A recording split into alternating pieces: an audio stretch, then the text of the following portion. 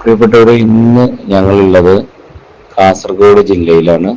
കാസർഗോഡ് ജില്ലയിൽ കാസർഗോഡ് ടൗണിൽ നിന്ന് ഒരു 1.5-2 കിലോമീറ്റർ പോന്നിട്ടുണ്ടെങ്കിൽ വളരെ പ്രസിദ്ധമായിട്ടുള്ള മാലിക് ദിനാർ പള്ളിയുടെ ാണ് ഞങ്ങളുള്ളത്. ഈ മാലിക് ദിനാർ പള്ളിയെ കുറിച്ച് പറയുകയാണെങ്കിൽ കേരളത്തിലെ ഇസ്ലാം പ്രചരിപ്പിച്ചിരുന്നത് മാലിക് ദിനാർ ആണ് എന്നുള്ളതാണ് ഐതിഹ്യം.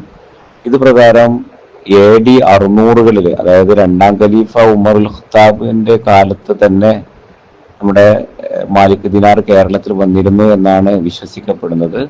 ഇതിന്റെ ഒരു പ്രത്യേകത എന്താ, ഇനിയിപ്പോ ഈ പള്ളിന്റെ ഉള്ളിലേക്ക് പോവുകയാണെങ്കിൽ പള്ളിന്റെ പ്രത്യേകത എന്താന്ന് വെച്ച് കഴിഞ്ഞാല്, ഈ പള്ളിക്ക് 2 വശവും, അതായത് ഈ മെയിൻ മാലിക് ദിനാർ ഉണ്ടാക്കി എന്ന് അറിയപ്പെടുന്ന ആ പഴയ പള്ളി കാണാൻ ഭയങ്കര രസമാണ്. ഇപ്പൊ അത് വിപുലീകരിക്കുന്നതിന്റെ ഭാഗമായി 2 സൈഡുകളിൽ, പള്ളിയുടെ 2 സൈഡുകളിൽ നിങ്ങൾക്ക് നോക്കിയാൽ കാണാൻ പറ്റും, വ്യത്യസ്തങ്ങളായിട്ടുള്ള 2 ഇതുണ്ടാക്കി കഴിഞ്ഞിട്ടുണ്ട്.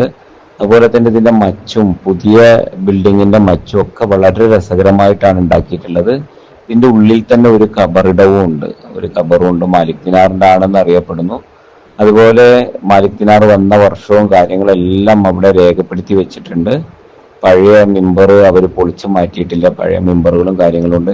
ഈ പള്ളിയുടെ ഒരു സൈഡിൽ കടലാണെന്നുള്ളതാണ് വേറെ പ്രത്യേകത. അപ്പൊ കടല് കയറി വന്നിട്ട് മൂപ്പര് ആദ്യമായിട്ട് ഉണ്ടാക്കിയ സ്ഥലത്തായിരിക്കണം അദ്ദേഹം ഈ പള്ളി നിർമ്മിച്ചിട്ടുള്ളത്. എന്തായാലും എത്ര സമയമില്ലെങ്കിലും എല്ലാവരും കാസർഗോഡ് പോകുമ്പോൾ ഈ മാലിക് ദിനാർ പള്ളിയിൽ ഒന്ന് കയറുന്നത് വളരെ നന്നായിരിക്കും എന്നാണ് എൻ്റെ ഒരു അഭിപ്രായം.